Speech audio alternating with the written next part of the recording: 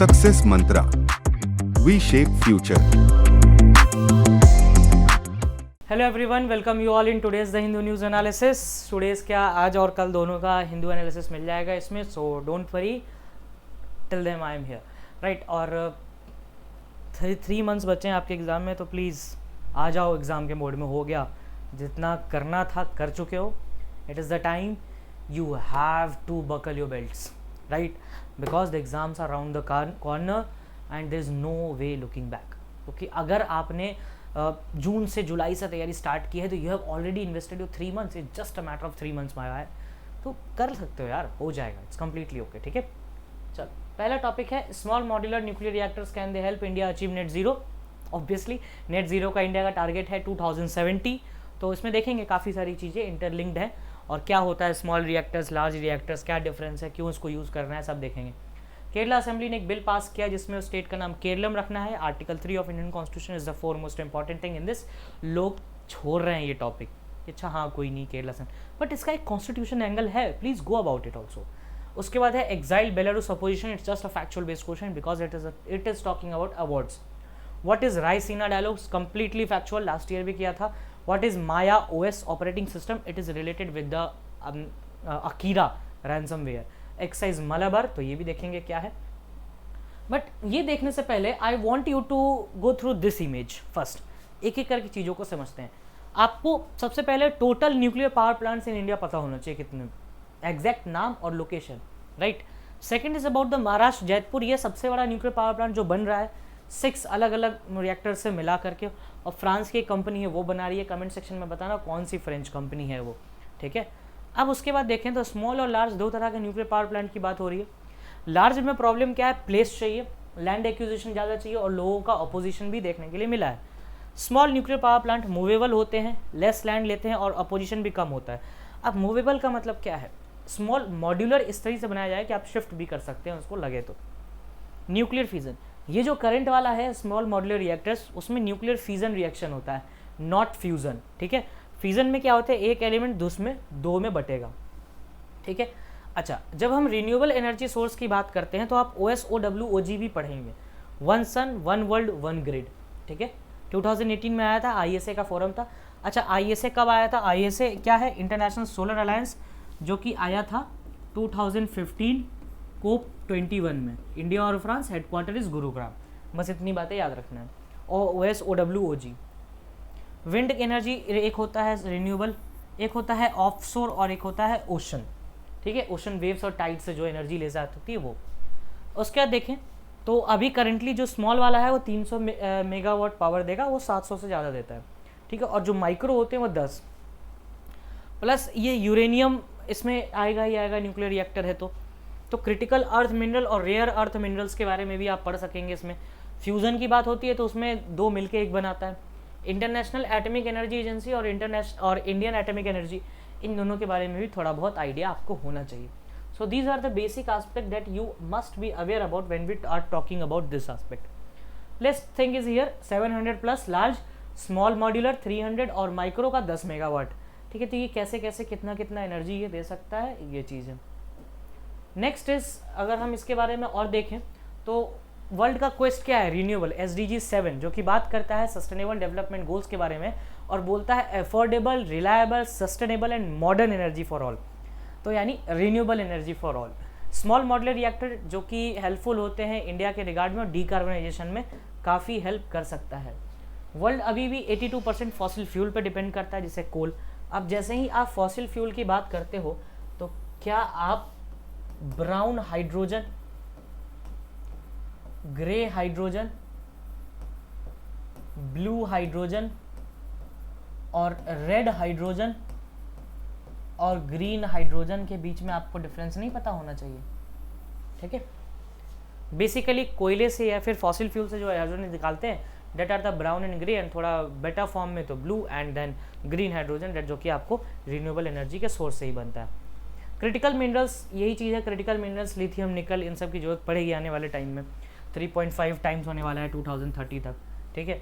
अब critical mineral से कौन कौन सा एस्पेक्ट आपको जुड़ सकता है, एक तो क्रिटिकल मिनरल अलायंस और रेयर अर्थ एलिमेंट्स, ठीक है, ये दोनों तो आएगा ही आएगा। प्लस इसके बाद एक चीज़ और आ जाता है, कुछ दिन पहले हम लोगों ने पढ़ा नाउरू के बारे में। नाउरू एक आइलैंड है ऑस्ट्रेलिया के ईस्टर्न कोस्ट के ऊपर जाके, नॉर्थ ईस्टर्न कोस्ट के पास। वहाँ पर एक एस्पेक्ट आया था, that is the deep sea mining. जो ये माइनिंग कर रहे थे, ये माइनिंग करने का कारण ही था इनका क्रिटिकल मिनरल, और इसके लिए रिसोर्स है international seabed authority. Solar alliance नहीं है, ये सीबेड अथॉरिटी है, याद रखना प्लीज़, ऐसे भूलना मत चीज़ों को, ठीक है। चलिए नेक्स्ट देखते हैं, इश्यूज विद न्यूक्लियर क्या क्या है। 10% ऑफ वर्ल्ड रिलीज करता है भाई, रिन्यूएबल है, वेरिएबल है, ग्रिड्स है, बाकी कुछ न्यूक्लियर एक्सीडेंट्स भी देखे गए हैं। फुकुशिमा जापान में हो चुका एक्सीडेंट। आप चेरोबिनेल डिज़ास्टर 1985 यूक्रेन वाला, वो डिज़ास्टर नहीं भूल सकते इसमें। फिर ये बाकी सब चीज़ें हम पढ़ चुके हैं पहले ही। नाउ केरला असेंबली ने रिजोल्यूशन पास किया है भाई, रीनेम करना है स्टेट को। देखो स्टेट को जब भी रीनेम करना होता है, अगर मान लो स्टेट को रीनेम करना है तो अपना प्रपोजल देगा सेंटर को, ठीक है। सेंटर पहले इस प्रपोजल को प्रेसिडेंट के पास लेके जाएंगे। अगर प्रेसिडेंट का रिकमेंडेशन आता है तो वो हाउस में जाएगा, डेट इज़ द लोकसभा। अब इसके लिए इनिशिएट कोई भी कर सकता है, फिर आगे अपना लोकसभा लगता है तो करेगा, नहीं तो नहीं करेगा, मना भी कर सकता है। आर्टिकल 3 जो है कॉन्स्टिट्यूशन का इस बारे में बात करता है, to be precise article 3D इस बारे में बात करता है। बाकी इसमें आपको कुछ जानने की ज़रूरत है नहीं, और इसमें कोई भी कर सकता है इनिशिएट, या तो मतलब पार्लियामेंट कर सकता है या फिर स्टेट लेजिस्लेटिव असेंबली कर सकता है, बट अल्टीमेटली जो चेंज करने का पावर है वो केवल पार्लियामेंट के पास है। और इसमें आपको वही चीज़ मिलेगा, article 3 proposal, government, president, these are the things that you need to learn about. ये इनिशियली कॉन्स्टिट्यूशन में नहीं था, 5th अमेंडमेंट एक्ट 1955 से लाया गया है, ठीक है। ऑरिजिन ऑफ नेम्स थोड़ा जानने की ज़रूरत है, थोड़ा आउट ऑफ द ब्लू है कि भाई ऑरिजिन ऑफ केरला क्या था। बहुत सारी थ्योरीज हैं केरला के नाम के पीछे। अशोकन रॉक एडिक्ट 257 BC में ये चीज़ नाम मिला है। सन ऑफ केरला है केरला पुत्रा, उनके लोकल लीडर्स को बोला जाता था। Son of Chera referring to the Chera dynasty. Keralam जो अभी नाम प्रपोज किया गया है उसका क्या रीज़न है कि स्कॉलर्स बिलीव करते हैं कि ओरिजिनेट किया गया है चेरम से, चेरम, ठीक है। स्कॉलर्स ऑब्जर्व करते हैं कि Keram is the Kannada form of Cheram. फिर they described Keralam as the Cheram, इस रीज़न को। Origin of the term and meaning फिर चेरालम यही है, ओवरऑल उनका पास्ट एक्सपीरियंस है। बाकी देखा जाए तो 1947 के बाद स्टेट रीऑर्गेनाइजेशन कमीशन बनी, उसका नाम मैं आपको बता देता हूँ। That if you have read that it is more than enough. 3 basically आपको याद रखना है। एक याद रखना है आपको फजल अली, एक आपको याद रखना है JVP, और एक याद रखना है धार, ठीक है। ये दोनों 1948, ये बना आपको 1953 में, इसका वो आ गया था रिकमेंडेशन, और 1956 में स्टेट रीऑर्गेनाइजेशन कमीशन बन गया, ठीक है। इसने ही कहा था ABC टाइप ऑफ स्टेट्स, इसने कहा था एडमिनिस्ट्रेटिव डिवीज़न। देखो जब इंडिया आज़ाद हुआ तो 1947 में हमारे पास एक बड़ा प्रॉब्लम था, प्रिंसली स्टेट्स, ठीक है। प्रिंसली स्टेट्स बोले तो 565 स्टेट्स थे। अब इसके बाद स्टेट्स मिनिस्टर उस टाइम पे थे वल्लभ भाई पटेल साहब। पटेल साहब के सामने ये चैलेंज था कि आप इन 565 प्रिंसली स्टेट्स को कैसे जोड़ोगे। तो उसमें उनके पास ये चैलेंज आया, फिर उन्होंने धीरे धीरे जोड़ा। बाद में लोगों ने भी बोला भी भाई हमें लैंग्वेज बेसिस पे चाहिए, लेकिन धार और JVP कमीशन ने कहा कि we can not divide India on the basis of language. लेकिन फजल अली को मानना पड़ा फाइनली, क्योंकि इससे पहले ना 1952 में एक आदमी थे पोट्टी श्री रामा उल्लू। I am sorry if I am writing the spelling incorrectly, ठीक है। तो पोट्टी श्री रामा उल्लू साहब, आंध्र प्रदेश का डिवीज़न होता है on the basis of linguistic basis, language basis. और उसके बाद फाइनली ये फजल अली कमीशन का रिकमेंडेशन भी है, स्टेट रीऑर्गेनाइजेशन कमीशन में ना, फिर ABC के बेसिस पे कैटेगराइज कर दिया। आपका दिल्ली जो है वो B पार्ट में था, ठीक है। तो ये कुछ ऐसी बातें हैं छोटी छोटी जो आपको याद रखनी है स्टेट रीऑर्गेनाइजेशन से रिलेट करके। और इस प्रिंसली स्टेट्स में इसको बनाने में सबसे ज़्यादा प्रॉब्लम आया आपको भोपाल को अंदर लाने में, जूनागढ़, हैदराबाद एंड जम्मू एंड कश्मीर। बाकी सब तो आसानी से आ गए, ठीक है। तो ये कुछ एस्पेक्ट्स हैं जो अगर आप ब्रॉडन करोगे इस चीज़ को ज़्यादा तो आपको ये मिलेगा, ठीक है। देखते हैं 1949 में 2 स्टेट्स थे, ट्रैवनकोर एंड कोचीन इंटीग्रेट हुए और ट्रैवनकोर कोचीन स्टेट का जन्म हुआ। उसके बाद कमीशन बनी फजल अली की और कासरगोड, फिर स्टेट ऑफ केरला आया 1956 को। In Malayalam the state was referred to as Keralam, while in English it was referred as Kerala. तो यही है पूरी कहानी, बैकग्राउंड स्टोरी। अगर आपने इतना कर लिया, अगर आपने वो पीछे वाला पार्ट कर लिया तो that is more than enough, है ना। चलो अब देखते हैं, ये एग्जाइल बेलारूशियन अपोजिशन है भाई साहब, इनको अवार्ड मिला है, तो प्लीज़ इस अवार्ड का नाम देख लो, अन्ना लिद प्राइज़ है। ये एलेट पूछ सकता है आपसे ऐसे question. Now what is Raisina dialogue? Raisina dialogue, जैसे रायसीना हिल्स से ये डायलॉग का नाम आता है। Raisina basically refers to the hill on which the president house is placed, ठीक है, और situated on. Recently foreign secretary told किए हैं पार्लियामेंट कमेटी को कि Raisina dialogue is now among the most significant global level think tank event in the world. Raisina dialogue के बारे में देखो, कोई इंडिया का एक premier geopolitical and geoeconomics conference है, एंड ये मॉडल किया गया on the line of Munich security conference and Singapore Shangri La dialogue. ये दो ऐसे डायलॉग है जिनके तर्ज पे इसको बनाया गया। ये एनुअली होता है 2016 से। मल्टी स्टेक होल्डर्स हैं, हेड ऑफ स्टेट्स आते हैं, चीफ मिनिस्टर्स आते हैं, अदर लीडर्स भी इसमें पार्टिसिपेट करते हैं। ये ऑर्गेनाइज करता है observers research foundation with ministry of external affairs, ठीक है। की फैक्ट्स देखें तो ऑब्जर्वर रिसर्च फाउंडेशन 1990 में बना था। ये बेसिकली एक topics include climate, energy, cyber, एक तरह से समझ लो G20 का दूसरा भाई है ये। और non partisan, independent, well reserve analysis ये आउटपुट पुट करता है, थिंक टैंक है। सांग्रीला डायलॉग की बात करें तो ये एशिया का एक डिफेंस एंड सिक्योरिटी समिट है। ऑब्वियसली डिफेंस मिनिस्टर ही जाएंगे इसमें। 28 एशिया पैसिफिक कंट्रीज़ के हेड्स आते हैं। ये एक इंडिपेंडेंट थिंक टैंक है और international institute of strategic studies इसको ऑर्गेनाइज करता है। समिट सिंगापुर में होता है, 2002 से होता आया है। तो एक दो चीज़ें हैं इसमें, आप देख सकते हो। माया ऑपरेटिंग सिस्टम कल ही आया था स्टेट्स के पेज पे। Generally I don't prefer to read states page और आई एडवाइस यू, बट कभी कभार चीज़ें हो जाती हैं कि पढ़ना पड़ जाता है। एक रैंसमवेयर था अकीरा, कहीं ना कहीं उससे रिलेट कर सकता है माया ऑपरेटिंग सिस्टम, कि भाई इंडिजीनियस लेवल पे आज भी न्यूज़पेपर में पहले पेज पे आया है रिगार्डिंग दिस ऑपरेटिंग सिस्टम, ठीक है।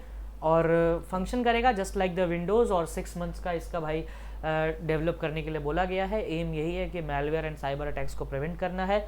Defence ministry system and not computers connected to the networks of the service. तो अब ये केवल डिफेंस मिनिस्ट्री में दिया जा रहा है कि भाई आप अपना पहले सिक्योर करो, हम तो देख ही लेंगे क्या दिक्कत है, ठीक है। ऑपरेटिंग सिस्टम के बारे में सब बातें। Now exercise Malabar exercise India, US, Japan, Australia के बीच में होता है। It is a quad exercise, 11 से 21 अगस्त को हो रहा है। ये बायलेटरल नेवल एक्सरसाइज है बिटवीन यूएस एंड नेवी।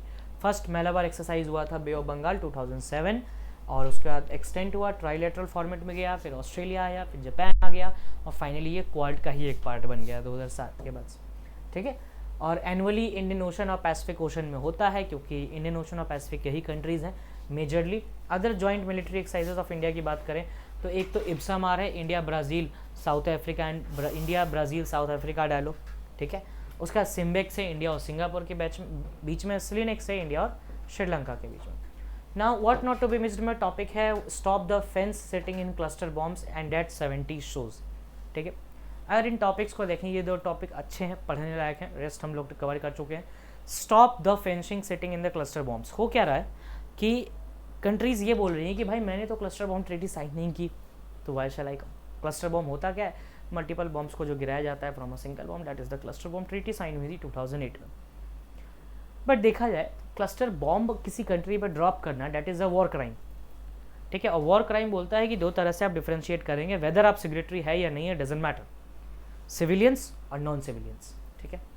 तो क्लस्टर बॉम्ब की इस ट्रीटी को अगर हम आगे देखें तो रशिया और यूक्रेन दोनों ही, इवन यूएस, रशिया और यूएस जो है वो जेनेवा ऑप्शनल प्रोटोकॉल 1949 के सिग्नेटरीज हैं, ठीक है। और उसका आर्टिकल 51 क्लॉज 2 ये बोलता है कि भाई साहब आप इस तरीके से सिविलियंस पर अटैक नहीं कर सकते, तो कहीं ना कहीं आप वॉयलेट कर रहे हैं क्लस्टर बॉम्ब्स को। और यूएस ने कहा है कि भाई हम तो बॉम्ब गिरा नहीं रहे, हम तो दे रहे हैं। तो supplying cluster bombs is a irresponsible act, है ना, by the big father, it was irresponsible fact. ये ओल्ड फादर बोलता है ना अपने आप को कि भाई I am the capitalist economy, तो ये आपका इररिस्पॉन्सिबल एक्ट है, you should be same on that. और डेट 70 शोज़ ये है regarding the laptop and tablets को बैन किया गया भाई इम्पोर्ट को उनके, क्योंकि मैलवेयर स्पाईवेयर वही वाला प्रॉब्लम। तो गवर्नमेंट ने कहा कि लाइसेंसिंग, तो क्या कहीं ना कहीं हम लाइसेंस राज पे जा रहे हैं? नो, व्हाट इज़ लाइसेंस राज? तो एक समय था जब एलपीजी रिफॉर्म्स 91 से पहले की बात है, जब 91-92 से पहले की बात है, जब लाइसेंस लेना पड़ता था एक छोटी छोटी चीज़ के लिए भी। तो क्या ये वही चीज़ है? तो उसके बारे में है बेसिकली यूनियन मिनिस्टर ने मना किया, नहीं ऐसा बिल्कुल नहीं है, ऐसा बिल्कुल नहीं है कि हम लाइसेंस राज की तरफ बढ़ रहे हैं, but it is just like कि we want to make things more secure, तो इसलिए हम ये चीज़ करना चाहें। एक दो चीज़ और मैं आपको रिकमेंड करूँगा पढ़ने के लिए, चिप एक्ट 2022 यूएस का, उसमें कंपैरेटिव स्टडी है इंडिया के साथ कि 2022 का जो चिप एक्ट है और इंडिया में जो कोई चिप एक्ट नहीं है, तो उससे रिलेटेड वो करेगा कि भाई क्या चीज़ें नहीं है, क्या हम सुधार सकते हो, क्या सीख सकते हैं। बेसिकली एक कलेक्टर्स आइटम टाइप का है, वो पढ़ सकते हो। प्लस दूसरी चीज़ अगर आप देखो रिगार्डिंग द न्यूज़पेपर, तो कल के ही न्यूज़पेपर में आर्टिकल 14, 15 और 17 के रिगार्डिंग एक एडिटोरियल आया था regarding the Haryana new violence जो भी हुआ, that was a very sad thing. और इकोनॉमिक, कहीं ना कहीं इकोनॉमिक डिस्पैरिटी के बारे में बात हो रही है, या इकोनॉमिक अनटचेबिलिटी के बारे में बात हो रही है। क्या होता है economic untouchability and this and this things go so for. तो ये दो चीज़ आप अलग से कर सकते हो, और अगर इसके बाद कोई डाउट है आपको और होना चाहिए, आप प्लीज़ डाउट ले आओ, या फिर कोई रिकमेंडेशन जो तुम्हें लगता है that you want here to address, तो हाय हेलो से बेटर है कि एड्रेस करो what exactly you want, and it is my promise I will fulfil it. ठीक है, अभी तक पूरी कोशिश करते हैं, आगे भी कर देंगे। ठीक है, चलिए तो क्वेश्चंस देख लें। दो क्वेश्चन है आज हमारे पास। Oldest paramilitary force in the country, इसके बारे में हम लोग बहुत अच्छे से पढ़ चुके हैं। नेक्स्ट क्वेश्चन है, who is the lead agency administrating the fund under the US chip act पे ही क्वेश्चन है ये, बताना। ठीक है, so these were the two question that you should address at least. मैंने रेफरेंस आपको दे दिया है, कौन सा क्वेश्चन कहाँ से था, क्या था, नहीं था, फलाना ढंग, right. And if you have any doubt you can mention the comment section. Thank you, that's all from my side.